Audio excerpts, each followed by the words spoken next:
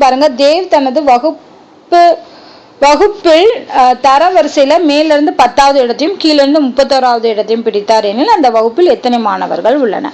So நல்லா பார்த்துக்கோங்க. ஒருத்தரோட பொசிஷனையே, தேவோட பொசிஷனையே மேலிருந்து கீழே 10th பொசிஷன்ல இருக்கான், கீழிருந்து மேலே வந்து 31st பொசிஷன்ல இருக்கான் அப்படின்னு கொடுத்துட்டாங்க. அப்ப அந்த வகுப்பில் உள்ள மாணவர்கள் மொத்தம் எத்தனை பேர்? ஸோ நல்லா ஞாபகம் வச்சுக்கோங்க. டோட்டல் வேணும்னா 10 + 31 - 1. ஏன் இந்த -1 நான் இங்க போடுறேன்னா, ரெண்டு பொசிஷனுமே தேவோட பொசிஷனை தான் சொல்றாங்க. மேல இருந்து 10, கீழ இருந்து 31, ரெண்டுமே தேவோட பொசிஷன் தான். ஆனா தேவுக்கு ஒரு பொசிஷன் தான் இல்லையா, அதனாலதான் இந்த -1 நம்ம இங்க கழிக்கிறோம். ஸோ அப்ப என்ன வருது? 41 - 1 = 40. ஸோ இதுதான் டோட்டல்.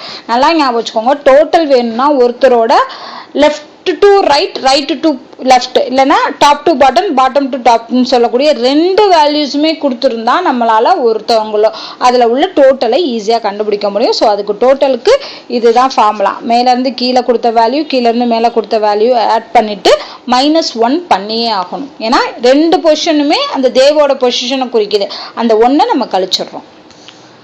அடுத்து ஒரு குறிப்பிட்ட மொழியில வந்து வயர், குயின், ஹார்ட், இதுக்கு பதிலாக OS LD XIன்னு கொடுத்துட்டாங்க.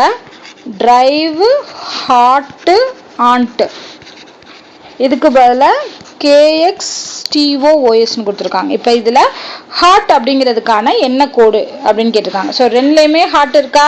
ஸோ இப்போ ரெண்டுலேயுமே சேம் கோடு எது? OS தான் சேம் கோடு. ஸோ இப்போ ஆன்சர் இது OS தான்.